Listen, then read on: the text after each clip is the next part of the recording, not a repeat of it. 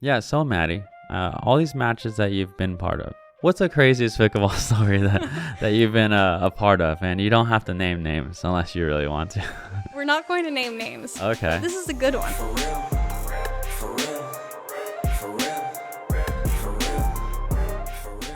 Hi, welcome back to another Briones Pickleball podcast. This is going to be a really special one. We have a special guest for you today, and she is a pickleball athlete, referee, pickleball social media strategist, and that is behind some of your favorite pickleball personalities and top pros, and that is Maddie Toren. Hello. Hey, Maddie. Hey, happy to be here. Good. I know. I'm so glad to have you. Thank you. Yeah, so you do a lot in the pickleball space, and I think that our viewers are going to find this conversation really interesting. You're a certified referee, one of the youngest, I believe, and we can talk about that. And so you know a lot about the game, refereeing, rules, and things like that. And also, you have gotten into the social media pickleball space, and you work with a lot of top players and people that a lot of people would know of, and I think that's really interesting. Maddie actually has been on our team, running our social media for the past year, in just a little over a year. We just talked about that. Yep. So yeah, The journey. Yeah, so we're really excited to have her, and yeah, so like our Instagram and TikTok and all that kind of stuff. Yeah, I don't do that actually. So for those of you who think I do everything, I don't. I don't have the time. So we have a great person on our team like Maddie. Thank you. I appreciate that. Yeah. So Maddie, let's just start off talking about just a quick summary maybe how you got into the game, and then we'll hop right into refereeing. And then for those of you out there, so we have little timestamps or time codes if you want to jump right into something that you think you're interested in. Go ahead and do that. And also, we're gonna be talking about some strategy maybe later on in the podcast, and also some tournament tips and things like that, because Maddie's been involved in a lot of tournaments, so stay tuned for that. But yeah, so how did you get involved in pickleball, Maddie, or when was it? Well, when I first started pickleball, it was February of 2021. So kind of like most people, it was during COVID, looking for something to do. Yeah. But my family and I started playing. We have courts right near our house, so it was super easy. It's kind of like, hey, why don't we just go and try this sport that is everywhere on social media right now, just kind of buzzing. Yeah. So we went out, we played for fun, and then we started getting into different round robins, open play, and it's such a good community that you just want to continue to play, get out there and have fun with all these people that you meet. So yeah, we continued to do that, and that kind of led into playing tournaments. Okay. So I played my first tournament. Let's see, that was the Celebrity Tanning Open. In Arizona? Somewhere in Mesa, I believe. Got it. I played 3-0 with my mom and my dad. My mom and I believe, placed 5th, maybe 4th, 5th. So it's a family affair. It is. It definitely is. And my dad and I placed first. So that was pretty exciting. It was definitely a good start into a very long journey into my pickleball experiences. Yeah. Wow. So I didn't know it was actually, we maybe never talked about this, but only 2 years ago then. Yeah. And then you've done all this in less than 2 years or 2 years. Pickleball is now my life. Yeah. That's really crazy. Okay. Well, no, that's great. Refereeing. Are you the youngest certified, or were you at one time, or is there anyone younger than you? So how it works is there are several different certifications, or how would I say this? Like different qualifications that you Yeah. can become as a referee. So it starts as first a line judge. You can become a line judge, which is not used as much anymore. But you can start there, become a level 1 credentialed referee, level 2 credentialed referee, and then certified. So certified the highest right now? Yes, as far as being a referee goes. And then there's like different things that you can get into as like a coordinator or... Okay, got it. Yeah. But so like when we talk about, let's say PPA, because that's the most like prestigious pro tour right now, like in the PPA, is everyone, all the ref matches, is that all certified refs? Or are there some non-certified refs? There are going to be some non-certified refs. This is actually a great segment because it's good for referees, people that are either looking to become referees or are referees that are just on their journey to becoming certified. I would suggest the PPA to anyone who is a level 1 or level 2, because Don Stanley, who has been one of my mentors for a long time as a referee, he actually gives a lot of opportunities to these level 1s and level 2s on center court while refereeing pros. Oh, wow. And of course they're going to get help from another certified referee, because I've had the pleasure of helping out some L1s and L2s and just kind of be a guide and help them learn more on what it is to become a referee. So even though when it comes to Championship Sunday, or maybe when you get further into the bracket, so semifinals, quarterfinals, maybe you'll only see certified referees. Got it. But it's no doubt in my mind, you should definitely check out the PPA for refereeing if you are an L1, L2 looking to become certified. Cool. So refereeing, because we can go a little bit on your background and stuff, like what you did before pickleball. And what did you do mainly before pickleball? Well, you just graduated, right? I graduated early. I was homeschooled from 10th grade to 12th grade, so my last years of high school, and that was because I wanted some flexibility in my schedule, so I was able to do more entrepreneurial side of things. So my dad, he is just a serial entrepreneur in every aspect of the meaning. He is an angel investor and helps mentor other entrepreneurs. So I was definitely very fortunate and very lucky to have someone like that by my side and help me create my first ventures, which was an eco-conscious clothing brand and an online kids yoga course where they could go and do fun yoga sequences, meditation, really? mindfulness. So is that still out? It is. Really? Yep. Okay. Home Warrior Kids. It's all online. Cool. I was able to automate that, so I don't have to do much with it now, which is awesome. It's just passive income. Oh, that's cool. And it's kind of my first venture, so it definitely learned a lot. Okay, so then when you got into pickleball, you said you started playing tournaments and things like that. So why refereeing? Why did you, what was the thought process behind that?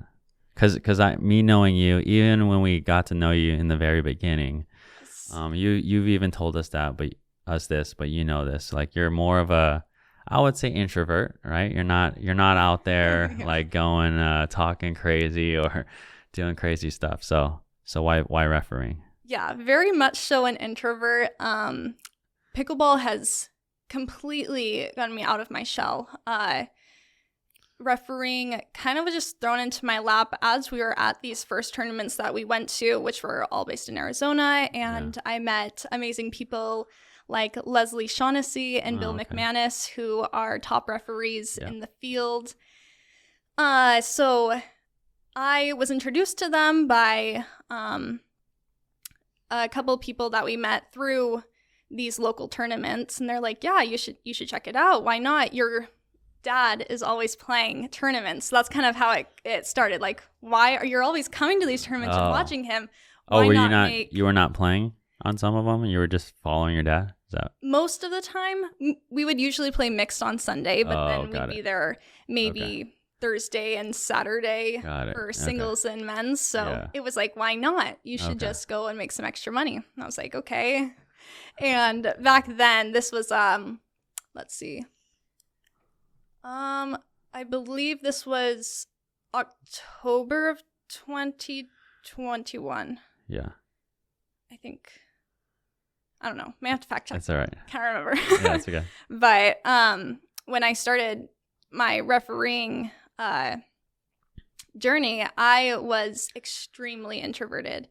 I was definitely would not be where I am now without refereeing. I would not be able to be on this podcast and talking to you even. It was severe, but I am just extremely grateful for all of the different experiences that have come my way, and refereeing has helped me immensely. Cool. No, that's really awesome. So you started refereeing because there was a need. So they kind of just asked you, and then you took it on.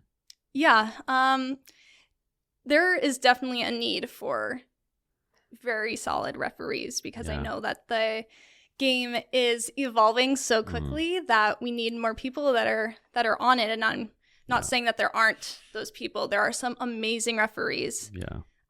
But we need more of them. And that's why we need more people to come and start the refereeing process, because it is truly rewarding. It is fun and good for people that just love the sport, or you just want to make some extra money. It is fun. Yeah. No, for sure. Referees obviously are some of the most unappreciated people of the game, but we definitely need them. Like right now, how does it work financially with a referee, or why do people ref? Is it because they love the game mainly? Because I know that's how it started. There was no money in the game like years ago, but what can you get paid as a referee, or what, if someone's taken that route? It obviously goes by your skill level. So level 1s and level 2s are typically paid the same if you're refereeing on like one of the pro tours, but then a certified will be paid more. Right now, I believe the PPA, I don't know about MLP. I have not reffed MLP yet, but PPA is definitely the highest paid referee right now, at $17 a match. Okay. Plus a stipend, and sometimes they'll help you out with travel expenses. So it really depends on like how far you're coming from, driving, flying, housing, that sort of thing. Okay. So it's not a ton yet. It's not. Yeah. So, man, that's tough. Okay. Yeah, but definitely. I've reffed some Katrina and I have ran a tournament when we were back in California. So I've reffed some matches back in the day. Very so cool. I definitely know how challenging it could be. Yeah. Just learning the whole board system was now you guys are electronic, right? I mean, are you guys on iPads now? iPads for PPA center court, I believe. What's one of the things that you learn most from refereeing, you think? Because you're a player, and also you're a referee, so you know a lot of the game and stuff. Like maybe one thing that you can take away, or that maybe other people who aren't referees or in that space could learn from. I would say the first part of your question, something that I've learned and am able to always pick up on when I'm playing games, is looking for people out of position. It's kind of a bad habit.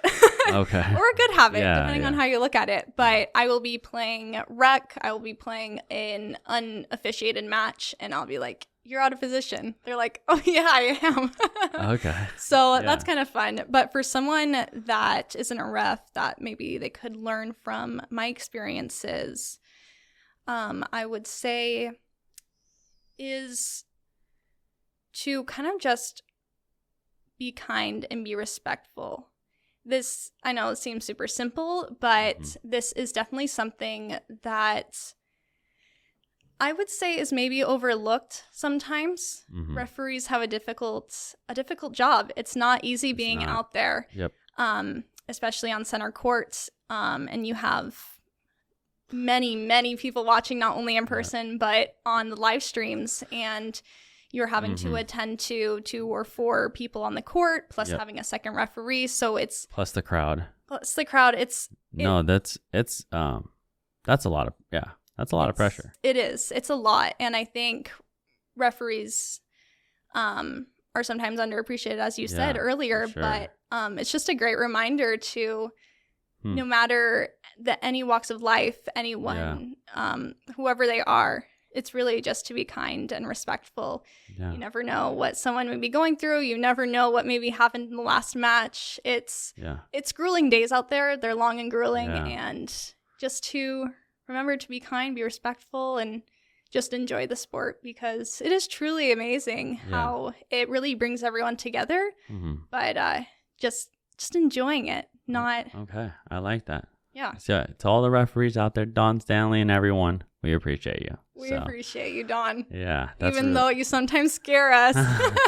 And all the referees, non in the PPA, non-certified, certified. Yeah, you guys are just amazing for the sport. Just to segue into this, because I just thought of it, talking about how difficult it is being a referee and things like that. The game is evolving pretty fast, right? It's evolving really, really fast. And I think even over the past, I would say 3 to 5 years or so, even the players, well, there's more players coming in the game and things like that, but players' antics and the way, the sportsmanship, the gamesmanship with players firing back at each other. And there's a lot of side conversations, a lot. What do you think about that, where the game is going? Because there's 2 camps. There's 2 camps out there. There's one where people just say, oh, they love it, and this brings excitement to the sport, players getting into each other's faces and like doing all that stuff. And then there's the other one, more of like kind of like how maybe tennis is more of a we can say just more respectful, and you can get fiery and things like that, but not directly at players and stuff. What are your personal thoughts on that?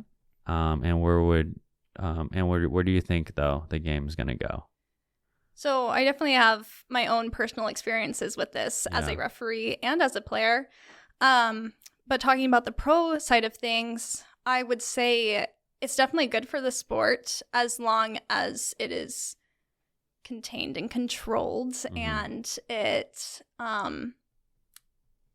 isn't overboard. I have So what's the line, I guess? So even you guys refereeing, you probably talk about it, or maybe Don Stanley.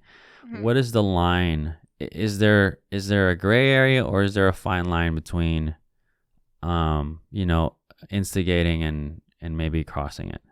This is definitely where you can see the sport is evolving, and we're trying to do things about it. Yeah. Because there is definitely gray area, and a lot of calls that a referee makes are personal decisions. They're just, there isn't really a rule for it. Yeah. It's just, you're in that moment, what would you do? Just kind of having common sense. Yeah.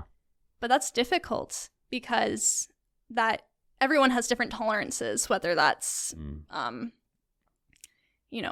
cursing or whatever it may be. A referee will like, have. For example, though, like cursing, is that in the rules technically? Like that's a warning automatically, or you're saying some referees it's okay to just, I allow cursing, It definitely depends, because of course we can't hear everything on the court, and that's when you'll be like, oh, this person in the crowd heard it, but the referee didn't. Like there's a lot of things going on. Yeah. So it's hard to see everything, hear everything. So it definitely is in the rules, but it's just how can we manage all of that? And I think that's where it comes in, where referees, we need more help essentially with doing other things, whether that's keeping score or watching line calls, so we can attend to these other needs that may happen on the court.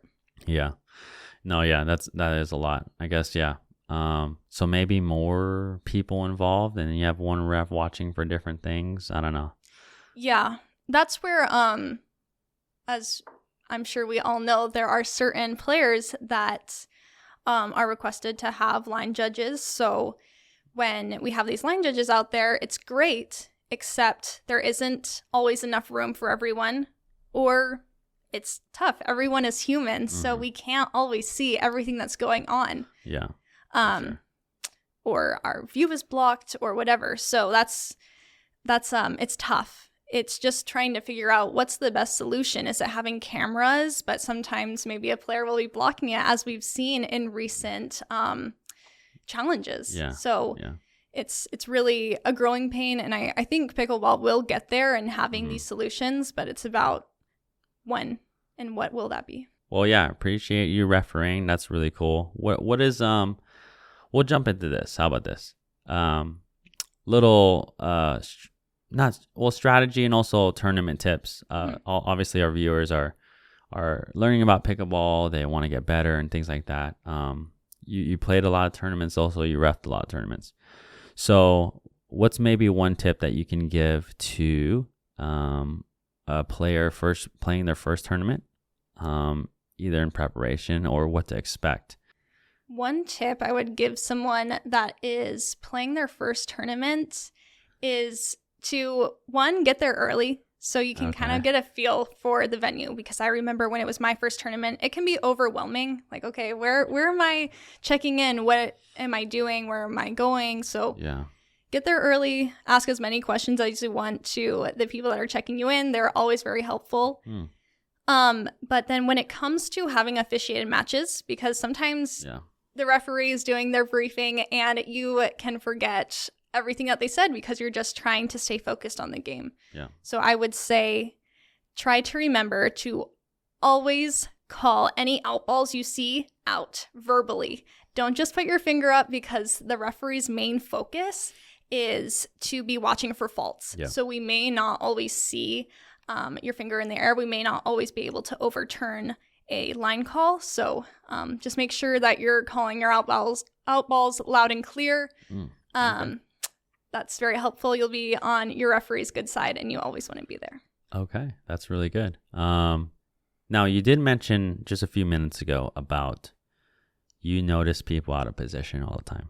Yes. So I know it's harder to do over audio, but I would like to ask you, what are some easy ways, the easiest way that you could explain? Because a lot of people get confused on what side, who's serving, and things like that. That's probably one of the biggest questions I get. I'm probably going to do a video on this pretty soon. But for those watching and listening, what's a simple way, or a couple simple ways that you know that you're on the right side or correct side? Interesting. Yeah. Well, I would say, I guess this depends on whether you're stacking or just playing straight up, but something that just really helps me, and it's really just not overthinking it, because it's like, okay, are we on an odd or even score?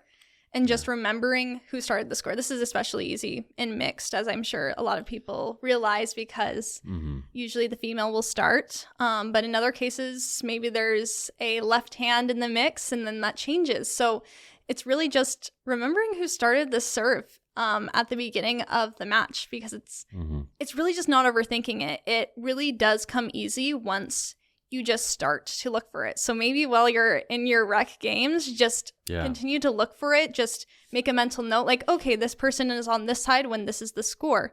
It's really, I would say, just repetition and practice and just knowing what to look for.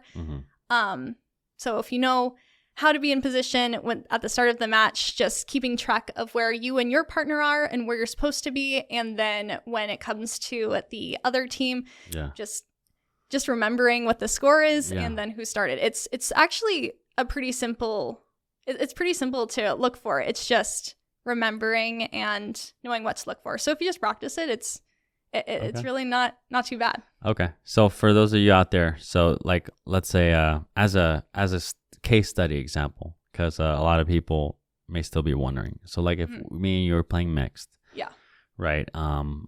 You'll start. Yes. You'll let's say you started serving, so it's 0-0-2, right? We start serving, we won the toss or whatever. Yeah. You'll be on the even side, I'll be on the odd side. and Yes. then you'll start. So because our score is 0 at Mhm. that point in time, Yeah. you're on the right side of the court, even side, and I'm on the left side of the court. So when the score is even, which 0 is technically even, Yes. you'll always be on that right side. I'll always be on the left side. So if you were to score, let's say we won the point, Mhm. you would go to the left. Yep. I would switch over. So because our score is now odd, because it's 1-0-2, then your odd side technically Yep. is going to be on the left side, and mine is going to be on the right. It's a little bit it's definitely harder to follow on audio, but Yeah. the one way how I explain it is I kind of call your starting position, I Mhm. call it your home. Yeah. So that this Yeah. is how I kind of explain it. So just know where your home is on the Mhm. even side. Yeah. You That know? makes it easy. So, and then when I'm away from my home, I know it's like odd. It's like a little like, a little uncomfortable. Yeah. So I like that's that. how I explain it. But There is actually a good explanation on this. If you have a USA Pickleball membership, which most people okay. will if they're playing a tournament, if you go to the referee guidebook and the 2023 rule book, there's actually some good ways they explain it, as well as pictures that I find are very easy to follow. So if you check those out, it's actually pretty simple. It's good knowledge to know. Okay, great. Last thing on refereeing, what are some rules that most common rules that people do not know of that happen often that you have to call people out on? Right? Because there's players playing a lot of different tournaments, and we can talk about the main faults or something like that, or just what are some maybe 2 or 3 of the most common ones that people should know about? I'd say the most common rule or fault that I call is probably the push-off fault. Yeah. So this is when someone either goes for an overhead, a volley, whatever it may be, and Yep. they are making contact with usually just the kitchen line, and this Yep. is still in effect. You have to make full contact outside of the kitchen and the kitchen line in order to hit that ball. Otherwise, it's a fault. With your foot, you mean? With your foot, yeah. Yeah, so like if I'm standing at the kitchen line, I see a lob go over my head. A lot of tennis players, just because like you're used to this movement, but if you push you push off with your right or left foot, Yep. Off the line, then kind of jump to hit the ball, then that would be technically a fault. Yes. Okay, so that's one. What about maybe one or 2 more? The next one I would say is probably with amateurs. It's probably Okay. the drop serve. So Oh, okay. the drop serve is not allowed, as I'm sure you can probably notice with pros who play on the PPA tour, and this is just a rule that the Pro Pickleball Association has, which I personally like, and we can get into all the different PPA rules that I like. You like that at professional levels, it's that the drop serve isn't allowed? I do. Why? I say that I think it kind of makes it uniform. It doesn't give anyone an upscale advantage. And What do you feel about the whole volley serve though? It's a huge thing. You can't call not my theory, but just what I know is that you can't technically call the legality of a serve and be 100% certain when we're talking about a ball above or below the waist, which is the navel, correct? Yes. And then when we're talking about the highest part of the paddle over the contact. Yeah. So like what are your thoughts on that then? This, I would say, is the most controversial part of the pickleball rules. And we'll get into who my clients are later, but I have a client who used to be known for something called the chainsaw serve. So it's never heard of him. Yeah. No, I bet not. Okay. Well, you're gonna have to keep listening to find out. But I think it's such a tough thing for me to say, like, what it should be. But for me personally, since I don't have a fancy serve at all, I like that it's just everyone has the same serve. Everyone has to follow the same rules. One thing that I think does need some help is definitely spin on the ball, because I know that was recently removed, but it's like, what is legal, what is not legal, because people are throwing the ball up, and of course the ball is going to have some natural rotation, but how can we tell if that is natural rotation or not? And the serve is the worst thing to look for. It's terrible because it's so hard to call. What do you think the solution is? So we've talked about this in several podcasts, but I know that for me, there's one technical solution, and I wouldn't want to see it go that way. And I'm sure you know what it is, but what do you think the solution is of having legal serves, in your opinion?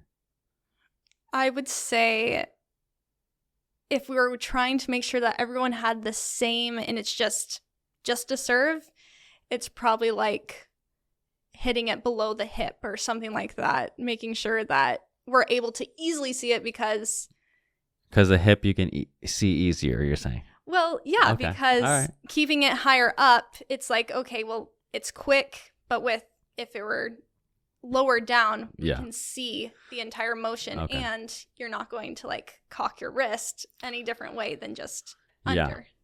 So I was gonna say, and I told several people this, but the drop serve is the only way to keep it legal. What if someone were to just drop it, but I don't. That's interesting. I don't like the drop serve. I don't like the drop serve at all. Because that's also really? Okay. It's something that can't really be monitored, if you ask me. It's like one of those things where, for one, it's like you can easily manipulate the ball that way, I believe. You think so? I think so. Even if you drop it like this? I mean, I guess it's just watching it very carefully. Yeah. But okay. I don't know. That's an interesting one. That's definitely a good debate. And I know that I'm an amateur player. I'm definitely not the person to ask about this. Okay. All right. Yeah, I was just getting your feedback from a ref, but okay, good. Yeah, definitely an interesting topic. I think it has a lot of room to grow, and it will get there. Okay. What's one rule that you would like to see changed today? If you were just the rule maker, the legislator. Well, is there anything that you could think of on top of your head? I think the rules are good for what the sport is now. I can't really think of anything off the top of my head. I think all the rules together are good. I think there's definitely certain things that could be changed. It's so hard to say, since if one thing were to change, then other things would have to change. Really? So yeah, that's my opinion on it. Okay, cool. All right, so that's your take on being a referee and your insight there. Thank you for that, Maddie. Again, if you want to be a ref and help the sport grow, like Maddie said, definitely, where can they go to do that? Go to usapickleball.org, and under, I think it's something like refereeing and coaching or something like that. You'll find all the resources that you need. You just reach out to your referee coordinator in your region, and they'll get you started. Cool. Well, yeah, if you want to be a ref, go ahead and do that. Now let's hop right into social media. Oh, wait. What? Go ahead. We forgot something to talk about in refereeing. Okay, go ahead. I've got a good story. Yeah, so Maddie, all these matches that you've been part of, what's the craziest pickleball story that you've been a part of? And you don't have to name names unless you really want to. We're not going to name names. Okay. This is a good one. Yeah, all right. I would say. At the PPA San Clemente Open last year. Okay, so we're narrowing it down here. Narrowing it down. This was a pro match. Yeah. And we were playing, it was men's singles, and I was refereeing this match, and one player. Were you the head ref? There was only one ref on this match. So you? Yes. Okay. Just me, a few spectators, and we were on one of the courts that you can watch from, but it's not streamed. So this was not a streamed match. To set the stage, it was kind of two players. This is in the back draw, and they, the back draw can get a little heated. People are because they're lost. Fighting. You're right. They're fighting to stay in. They're battling it out. Okay. And one player just starts to go on a run because, as we all know, this game is a game of runs. So one player starts to get up, and the other player just begins, getting mad. They're throwing their paddle on the ground to call timeouts and being very vocal, I would say. And there are some, I would say, very supportive spectators watching one particular player. Okay. That was up? That was up. Uh-oh. Okay. So it's definitely not a quiet environment as some players may be going into it thinking it's going to be, because it's a backdraw match. Who watches those? We're on one of the further courts. Yeah. These spectators are cheering, clapping for this one player, and the other player is calling a timeout. Goes and talks to their people, because this person does have someone in their corner. Yeah. But they're being silent, of course. I mean, if you're down, you're not in the best of moods. But this person does decide to come over to me, the player, and tell me, I can't believe you're not saying anything about these spectators. They're disrupting the game. Now, what were they saying? They were just cheering? They were just cheering. So they weren't being excessively disruptive to you? They were not. Okay. And so, as we talked about, some calls are just personal judgment. Yeah. And this is one of them, but, common sense comes into play. And this is something that I know is not hindering the game whatsoever. It's not a distraction. And they are cheering in between probably every single point. So I understand it can get frustrating, but as a pro player, you are out there representing the PPA Tour. Yeah. And it's not okay what this player did. Okay, so he complains to you, then what? Complains where maybe 75% of the match is over. Okay. So we continue to go and play. And nothing happens. He just continues on. I give a verbal warning, coming up to me and, excessive arguing. Oh, he did it again or something. Well, he's calling out throughout the entire match, getting all hot-headed about these spectators, but it's mainly all coming from not being up. So we finish the match. I get the player to look at it. We're good.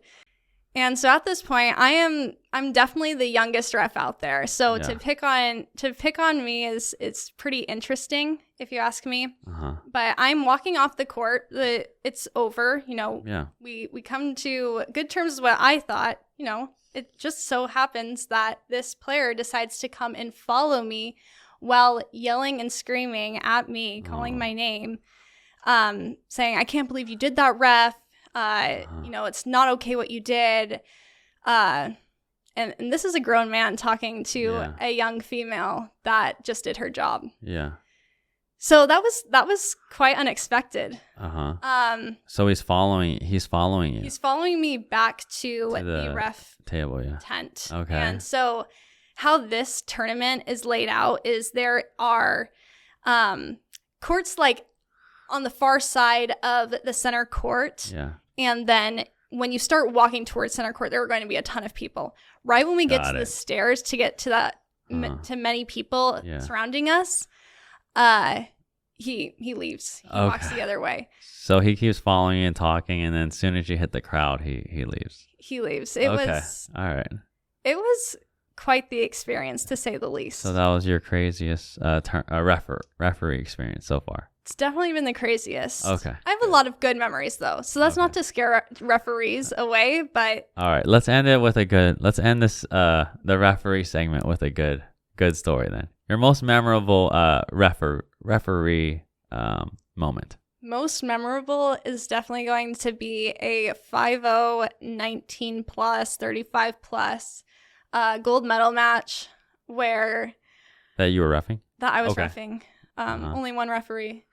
And these players are not making the best line calls. Let's just say that. Oh, okay. So I'm overturning a lot. Oh my of line gosh! calls. And they're clearly because you only can overturn it when you're really 100% certain. Yeah. Okay. And these players are getting upset, of course. And the community is still small. Everyone kind of knows everyone. So I do know all 4 players that are on the court. Okay. And these players are, of course, not going to get mad at me, but they are definitely frustrated. Yeah. And there is quite the crowd behind me. Oh my gosh. Okay. So they're like cheering me on rather than the players. Oh, the crowd was. Yeah. Because you're overturning them. And this is from both teams too. Got it. So it's you're like overturn, overrule, overrule. It was quite the experience as well. But the crowd was very supportive. We ended on a good note. Okay. Wow. It was a good match too. It was just sometimes that happens. You're just in the heat of the moment. It's hard to watch the balls, and I don't discredit anything that happened in that match or if they were intentionally trying to, but that happens sometimes and it's totally fine, and that's why we have referees, and it's good that we're able to overturn some balls that we see clearly. Cool. So. Wow. So there was a lot of crazy calls there, and you overturned them all. I like it. Okay, cool. Yeah, probably the most work I've ever done in a match. Oh, really? Okay. Cool. All right. So now now we can jump right into social media. So we said in the very beginning of the show, you've been with us, helping us grow on other platforms, and doing that. So how did you get into that? And then we'll talk about who you kind of work with today. So I got into social media at 14 years old. It was my first ever job. It's actually my first and only ever job I've ever had is being a social media manager. Okay. I started working for a small local agency here in Arizona. I was offered the job because I had managed accounts for my dogs. Very successful accounts. They have had your social media accounts for my dogs. Yep. What was it? TikTok? Both TikTok and Instagram. Did you make just funny videos of them, or funny videos? Really? Just documenting what we did. Wow. Okay. Got quite a few paid partnerships and lots of gifted items. So wow. Okay, I didn't know that. Definitely got my start from my dog's accounts. So it's pretty funny what life will bring you from all different experiences. Interesting. So okay, so you got into that. You got into the pickleball space. Mm-hmm. And you just made that correlation, like, oh, maybe I can help people out, or actually, or what happened? I have actually always been confronted and asked about services. And it was never something that I was really looking into doing. Wow. Okay. I got my start with doing my own personal social media things. So I do all sorts of different videos for myself. And this one pro, after I was doing their clinic in Mesa, they're like, do you want to come intern for me? So that's how it all started. Okay. And who is that? And that is Zane Navratil. All right, Mr. Zane. Mr. Zane. Never heard of him. Zaner. Is he like a 4'5" or what? I think he's getting up there. I think he hangs out with the 3'5" though, so I'm not really sure. Shout out to you, Zane. You'll get up there. Okay, so you started managing Zane's, or you started interning for him. I started interning for him, which consisted of all sorts of things. So from my own entrepreneurial experiences, I have built a ton of WordPress sites from scratch as well as Shopify. Yeah. So I kind of helped him with the back end side of things of his website and administrative work for whatever they needed for their clinics. Cool. Okay. Yeah. So that's how it started. So you're still running a lot of Zane stuff. So since like then, I have changed my position with him, my role. So I'm now just full-time social media. So I no longer help with the back end side of things, but yes, I am now full-time social media with Zane. So cool. Most of the things that you see on his stuff. Yeah. Is all right. me. Cool. So shout out to Zane. Yeah, and then obviously, as we mentioned, you do a lot of our social media stuff. So who are some people that the listeners may know that you work with? Another pro that you may have not have heard of is Ben Johns. Yeah, probably not. If you're listening to this, you probably haven't heard of it. Probably not. Okay. So I have been managing Ben's social media. Let's see. I think it's been almost a year. Yeah. Okay. I think we're around 10 months. And is it just Instagram and TikTok, or is it like what other things do you do? Ben is definitely the pro that I work with the most because I manage all of his social medias. So anything that you see come from him, whether it's his long form YouTube videos, YouTube shorts, Instagram, Facebook, TikTok, Twitter, a lot of that comes from me. No, yeah, it's really great. And then who are those the three or the two right now, the main ones? Those are the main ones. Yeah. Okay. Taking on new clients as we speak. So a lot of things in the works.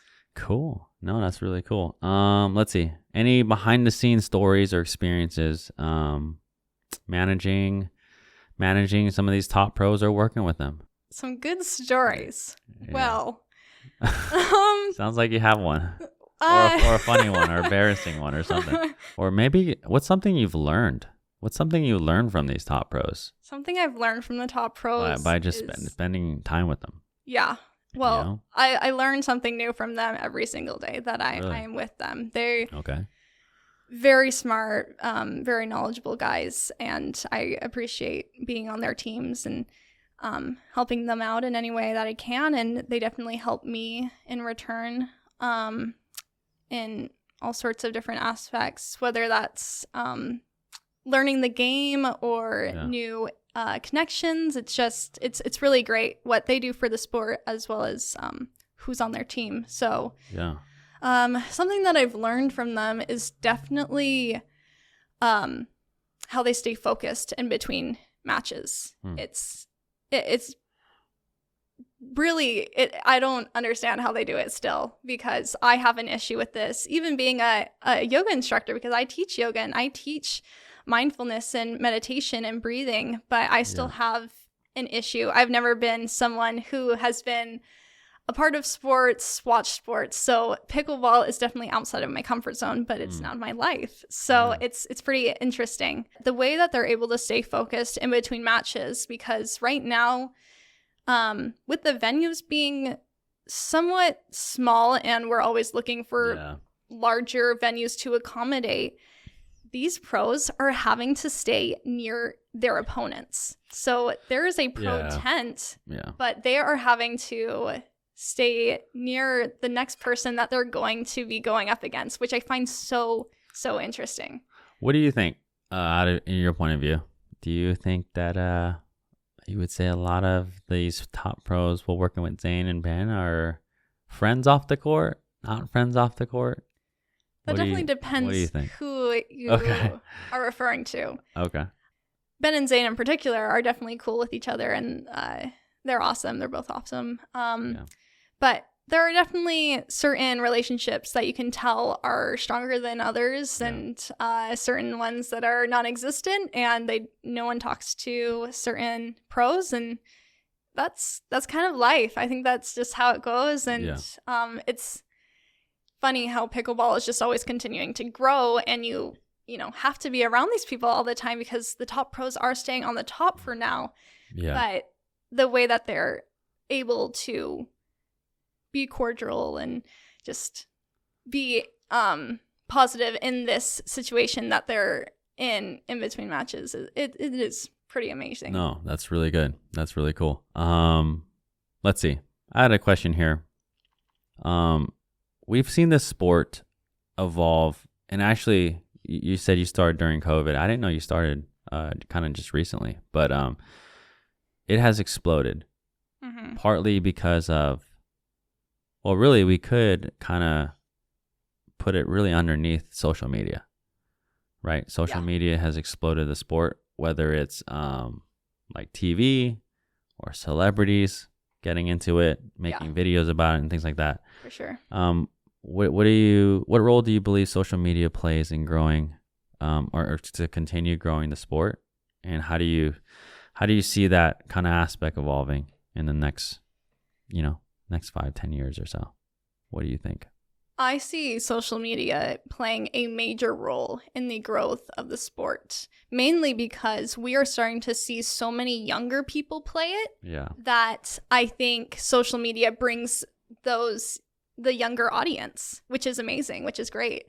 So I think right now it's good to have some exposure from celebrities and the pros making an effort to continue to evolve the sport by sharing content, which is huge not only for growing the sport, but also the pros in general, since we're trying to always bring more money into the sport, which in order to get good sponsorships, you need to have these assets. I think social media plays a major role in the growth of the sport, not only to bring more people in playing, but also sponsorships and different opportunities for the sport to grow. No, that's really great. Let's see here. So, social media, what do you like doing better? Do you like doing the social media side of pickleball, or do you like reffing? Or are they two totally different things to you? Like, what do you find more fulfillment out of? That's tough because they are very different. Yeah. I would say I'm unfortunately not able to ref as much because I've made these relationships and because I am also part of Team Selkirk with you. So I'm unable to referee anyone that I may have bias to or a relationship to. Okay. I'm unfortunately unable to ref as much, but going back to when I was able to ref versus where I am now, it's tough to compare because I learned so many different things. That's how I got into the position I'm in now. So it's two very fulfilling roles that I am just so grateful and honored that I get to be a part of, that I can't compare the two because they're truly awesome opportunities I've been a part of. No, that's really great. Yeah. So going forward, Maddie, you've done a lot of things. I mean, I think it's pretty remarkable in a couple of years what you've been able to do. Like, looking forward to what are your goals and aspirations, or where do you see yourself going kind of with the sport as it evolves? Well, that's kind of the mindset and different ideas that I'm getting into currently right now as I start to delegate work and get some help in different aspects of my job with getting a video editor and things like that. Yeah. I'm starting to get more time on my hands. So bringing on new clients is definitely an option. And I think right now that's flowing and it's great. I love all the people I work with. Yeah. When I started playing this sport and I became more involved, becoming a pro was definitely an idea. And it's something that I've kind of wrestled with, the idea of. It's just very interesting because I've never been a part of sports ever before pickleball. It's like, do I have that athletic ability or do I have the drive to do it? But it's definitely something that I've been thinking about and I'm hoping to get closer to. And there is a quote that I'm trying to remember.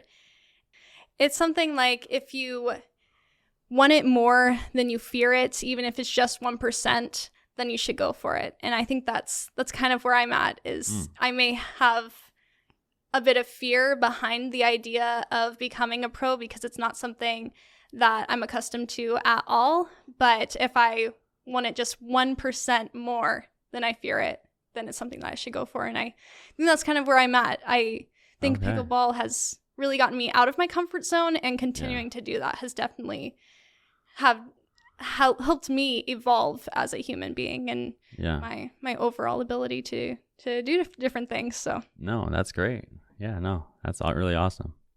Now, not to bring it back to me or anything, but what are some or maybe in a sense, but maybe what are some things that you've I don't know, maybe that you've learned from us or enjoyed working with us, either on the court or off the court? Because we've done a lot of lessons together, and we've worked on your game together. So I don't know, anything that you can say.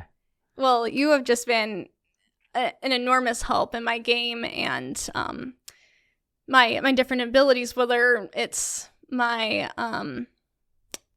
drive that we're still continuing to work on, or my dinking cross court. But there's so many different aspects of my game that have definitely gotten so much better because of you, and I appreciate you for that. Okay, thank you.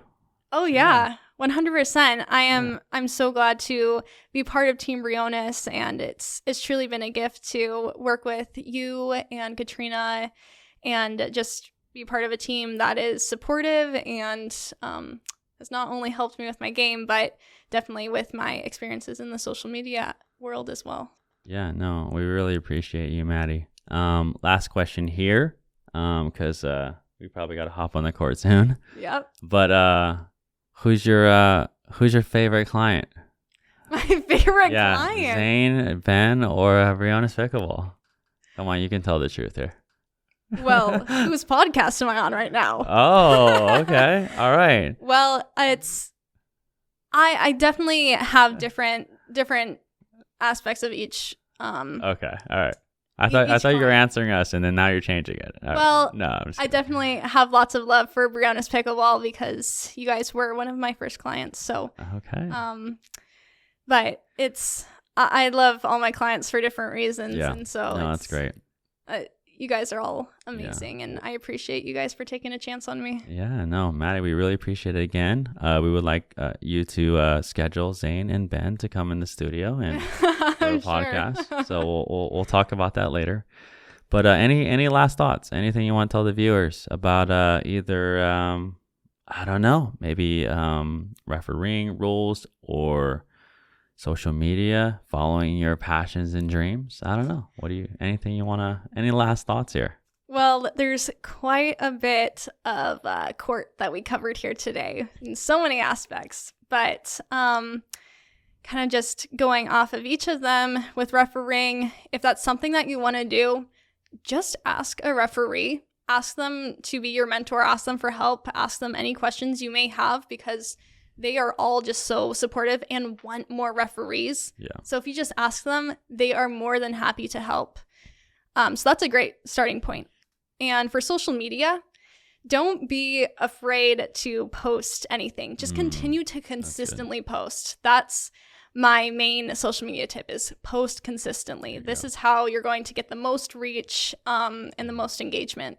So don't be afraid to put something out there. Just do you and just let it be and see what may come of it. Yeah. And good. Always push yourself outside of your comfort zone, because you never know where that might take you. Okay. Yeah, look at Maddie. She never used to talk to anyone, and now that's right. Now she's on an actual podcast, which is going to be viewed by a lot of people. Oh, so, yeah. Yeah. Thanks again, Maddie. We appreciate you being on the team, what you do for the game, and on the referee side, growing the game in general. I just think it's cool that working with these pros and working with us, you're actually, you're helping and growing the game just in general, So I think that's really cool, something to be proud of and stuff that. So maybe we'll have you on again in the future. If you want to reach out to Maddie, we'll leave her contact information in the description and things like that. What is the main resource or how people can reach you? You can find me at Maddie Toren, so MaddieToren. Okay. All right. So find her there. Thanks so much for watching again. We hope you found this conversation really interesting and good, and you learned some stuff that you didn't know before. So again, thanks so much, and we'll see you in the next episode.